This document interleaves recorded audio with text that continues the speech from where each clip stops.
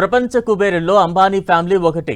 Ambani family అనుకుంటే దేశంలోని ఏ ప్రాంతానికైనా క్షణాల్లో వెళతారు. దేశంలోని ఏ ప్రముఖ ఆలయాల్లోనైనా విఐపి సేవల్లో దైవ దర్శనం చేసుకుంటారు. అలాంటి కుటుంబానికి హైదరాబాద్లోని ఓ ఆలయం సెంటిమెంట్గా మారింది. అదే బల్కంపేట ఎల్లమ్మ టెంపుల్.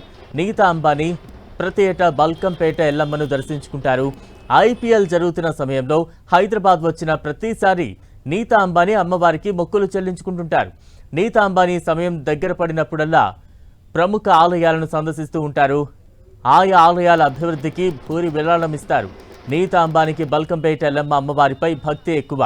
ఇటీవల ఉప్పల్లో ముంబై ఇండియన్స్ మ్యాచ్ జరిగినప్పుడు నీతా అంబానీ తన తల్లి పూర్ణిమ దలాల్, సోదరి మమతా దలాల్తో కలిసి ఆలయానికి వచ్చారు. అమ్మవారికి ప్రత్యేక పూజలు నిర్వహించారు.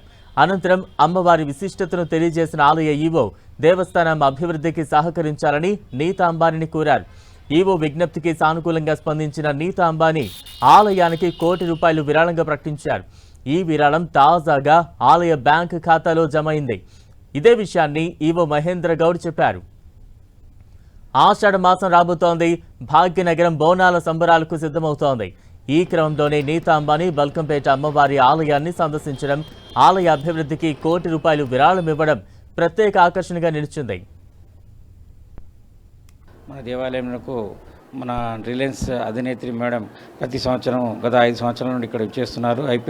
ఐపీఎల్ ఉప్పలో జరుగు సందర్భంగా ఇక్కడ ఇచ్చేసి అమ్మవారి దర్శనం చేసుకొని తదనంతరం ఆ యొక్క మ్యాచ్ తిలకించడానికి ఇక్కడ నుండి వెళ్ళి ఉంటారు.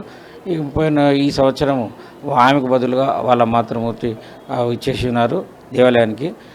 అందులో భాగంగా మన దేవాలయ చైర్మన్ గారును తర్వాత మిగతా సిబ్బంది కూడా ఏదైనా మీరు తోచిన కొలది సహసహకారాలు అందించాలి, దేవస్థాన అభివృద్ధికి సహసహకారాలు అందించాలని కోరి ఉన్నారు. ఎప్పుడు ఆషాఢ మాసంలో మొదటి మంగళవారం ఎప్పుడైతే వస్తుందో అప్పుడే అమ్మవారి కళ్యాణోత్సవం ప్రారంభం అవుతుంది. మనకి 30వ తారీఖు వచ్చేసి అమ్మవారికి ఎదుర్కోళ్ళు, అమ్మవారిని పెళ్లి కూతురు చేయడం ఇట్లాంటి కార్యక్రమాలు జరుగుతూ ఉంటాయి.